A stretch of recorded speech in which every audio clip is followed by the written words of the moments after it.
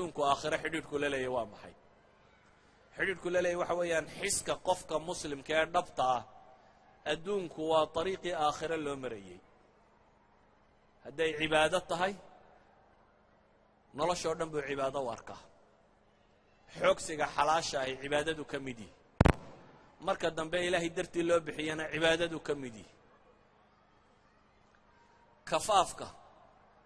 aad noloshaada adigu daberi kartaa cibaadaday ka mid tahay baryadoo aad iska dayso aan sooshiyaal wax weydiisanay cibaadaday ka mid tahay inaad isku fillataa cibaadaday ka mid tahay qofka muslimkii inuu noqdo moodhal lagu daydo cibaadaday ka mid tahay qudwa xasana inaad noqotaa cibaadaday ka mid tahay in marka tusaale lasoo qaadanayo aad adigu noqoto qofka moodhalka xumaha loo qaatee caydha ku nooli diinyariday ka mid tahay diinyariday ka mid tahay bal dadkii aan rabay inaynu moodhal u noqonnaa hadday iyagii adiga ku yasaan waa diinyari haddaynu inagu noqonno dadkaba dadka diinta ka hor taagan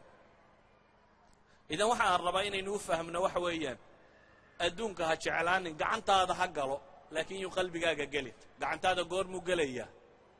goorta aanu wasni badan cunistiisuba kula lahayn marka isaga kaa mid tahay inaad faasuuliyad cunto iyo inaad biiso cunto inaad garow cunto iyo inaad maxay inaad digir cuntaa digirta marka la cuno iyo biisada marka la cuno jidhku intuu u baahan yahay labadaba uu ka helaa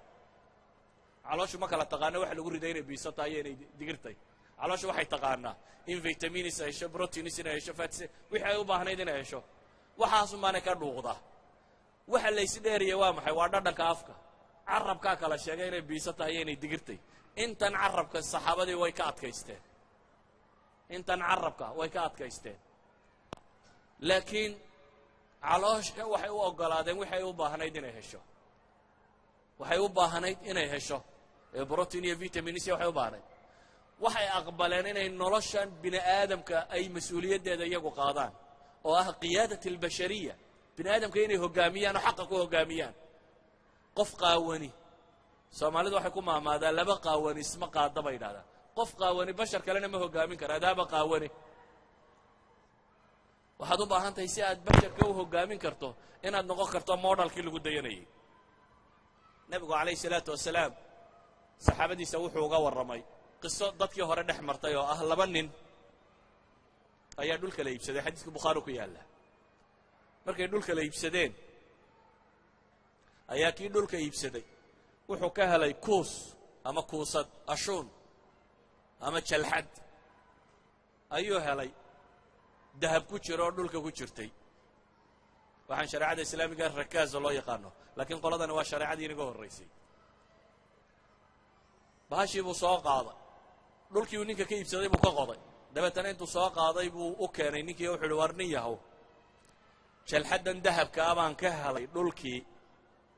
ee anigu melihiiyo adaa leha qaada buu ku yidhi ninkii kale wuxuu ku yidhi isaguna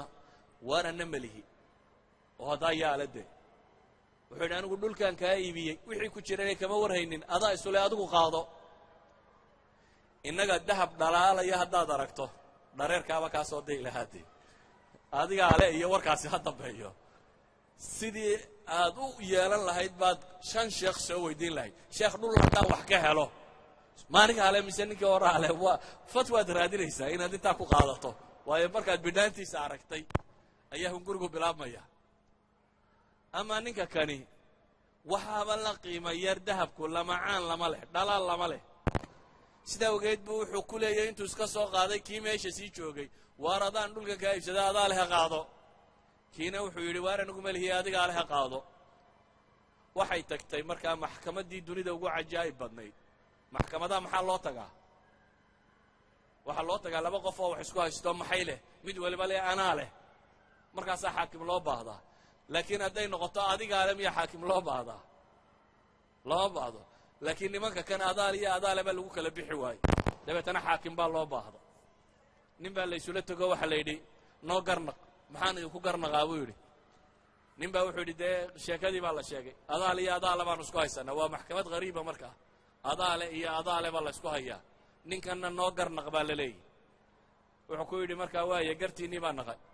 su-aal baan adiga ku weydiiyey alakumaa waladun carruur ma leediin mid baa yidhi inan baan leeyahy kii kalena wuxuu yidhi inan baan leeyahy gartaa waxaan ku naqay buu yidhi haddaba inankaa iyo inantaa inta isu guurisaan xoolahana ku sadaqadeeya iyaga ku bixiya inankaa iyo inantaa inta isu guur maxaan xadiidka uu soo qaadanaya waxaan u soo qaadanaya waxa weeyaan islaamku wuxuu ina farayaa xooluhu inaanay qalbiga inaga degin inay gacanta inaga degaan islaamku inama farayo faramadhnaada oo qaawanaada dhammaantiin laynama farayo laakiin waxaa layna farayaa xooluhu gacantiinna ha ku jiraan ilaahayna ku ateeco wixii laydin yidhi ku bixiya markaad soo xoogsanaysaan xalaal ku keena markaad bixinaysaanna xalaal ku bixiya islaamku wuxuu ina farayaa adduun iyo aakhiro kala soocani ma jirto ee waa shay qura ee adduunkana ku nooshiin intaad joogtaan dad muntajiin ahaada islaamku wuxuu ina farayaa noloshoo dhammi waa cibaado qul ina salaatii wa nusuki wa maxyaaya wa mamaatii lilahi rabbi alcaalamiin laa shariika lah wabidalika umirt wa ana awala almuslimiin idan ikhwatii fi alcaqiida darisku wuxuu ku kooban yahay markaa aragtida suufiyada ma qabnee ah adduunka ka tago masaajidka galaqbes aragtida xoogsiga ah ee ah iska xoogsi taga rag waa raggii xoogsadana ma qabno xataa ma qabno aragtida odhanaysa saacadna soo cibaadayso saacadna xoogso ee waxaanu qabnaa aragti odhanaysa saacadda xoogsigana cibaado ka dhig saacadda masaajidkana cibaado ka dhig noloshaadoo dhammi cibaado ha noqoto noloshaadoo dhan ilaahay ku ateec subxaana wa tacaala adduunkaagu ha noqdo beertaad aakhiro u fadhanaysay meeshaad rabtay inaad aakhiro u beerato adduunkaagu ha ahaado hadduu yahay mid cilmiya hadduu yahay mid maadiya hadduu yahay mid lacageed sidaa awgeed baa waxaan ku tilmaamaynaa saxaabadan waaweyn aan leeyahay nin waliba milyanuu ka dhintay maxaa milyanadooda u maqli weydeen waxa u maqli weydeen taariikhdooda milyankan waxa lagu faaniyo waxa buuran ka ahayd waxa lagu faanaa waxay ahayd in ilaahay la adeeco waxaa laga yaaba intiina haddaan idi weydiiyo zubayr milyaneer maaha qof garanaya inaanu jirin laakiin marka la idhaha casharatulmubashiriin ma ku jiray ha sacd ibn abi waqaas milyaneer maaha qof garanaya ma jiro laakiin haddaan idhaha casharatulmubashiriin ma ku jiray waa la garanaya cabdiraxmaan ibn af cuthmaan ragga kan inay casharatulmubashiriin ku jireen baa macno samaynaysa inay lacag haysteen macno samayn mayso koodii faqiirkaha iyo koodii lacagta haystay waxay ku kala mudnaayeen baa ina akramakum cinda allaahi atqaakum sida daraaddeed adduun waa la hayee adduunkan qiimaha ahayn ee aakhiradaa qiimaha ahayd iyo wuxuu aakhire ka gooyo marka waxaan idin leeyahay adduun ha idin soo galo laakiin yuu noqonin adduunku mawaasiinta oo iyo intaynu saagnaa ina noqon wallahi ninka eber waa nin baacbishtaro weyn dabeetana waa laysu soo taagaya demar dumaal qabeeyey kanina waa mid aan waxba haysanin oo laysu soo taagi maayo miqyaaskaas wuu qaldan yihi miqyaasku waxa weeyaan kii ilaahay adeecun baynu isu soo taagaynaa hadduu xoola haysto o ilaahay adeecana fa ahla wasahlan waa nin mu'mino fiican hadduu faqiir iyo ilaahay adeeco waxay leenahay ahla wasahlan waa mu'min fiican mawaasiintu yay qaldamin hadi waaxida mawaasiintu yay qaldamin adduunkuna ha noqdo ariiq aakhire lagu gaadho